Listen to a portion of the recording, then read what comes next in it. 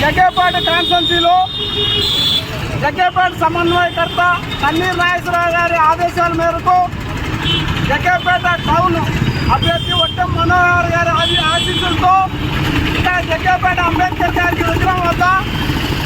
పాలాభిషేకం చేసి పూలదండ వేసి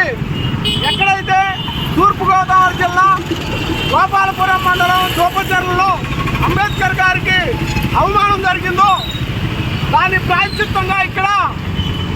వాళ్ళు చేసిన పాపానికి కూటమి ప్రభుత్వం వాళ్ళ దురుద్దేశాలతో చేపించిందనే మేము అనుకుంటున్నాం వైఎస్ఆర్సీపీ తరఫున. కాబట్టి వాళ్ళు ఎవరైతే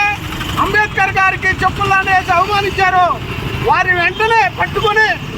శిక్షించే విధంగా చూడాలని కూటమి ప్రభుత్వాన్ని, డిప్యూటీ సీఎం పవన్ కళ్యాణ్ గారిని, చంద్రబాబు నాయుడు గారిని మేము మనవి చేస్తున్నాం.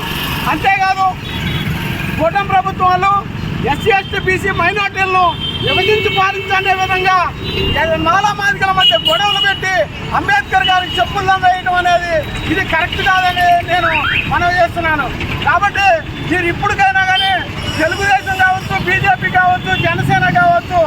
ఏ పార్టీలో ఉన్న ఎస్సీ ఎస్టీ బీసీ మైనార్టీలు మన దేవుడైన రాజ్యాంగ నిర్మాత, ప్రపంచం మేధావి డాక్టర్ బిఆర్ అంబేద్కర్ గారికి అవమానం జరిగింది కనుక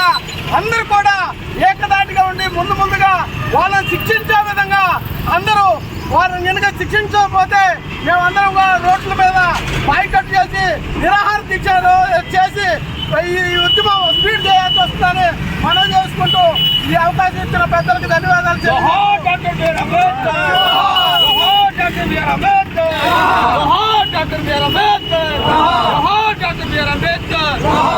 మరి ఈ కార్యక్రమానికి విచ్చేసినటువంటి రాష్ట్ర ఎస్ఎస్ఎల్ నాయకులు మధు నాయక్ గారికి మరియు గోపాలపురం నియోజకవర్గం నల్లజర్ల మండలం దోమజర్ల గ్రామం గాంధీనగర్లో అంబేద్కర్ విగ్రహానికి చెప్పులు దండేసి అంబేద్కర్ని అవమానించిన వారిని ప్రభుత్వం వెంటనే శిక్షించవలసిందిగా కోరడం జరుగుతుంది. దీనిపైన ప్రభుత్వం ఖచ్చితంగా దోషులను శిక్షించి కఠినమైన చర్య తీసుకోవాల్సిందిగా మేము కోరడం జరుగుతుంది.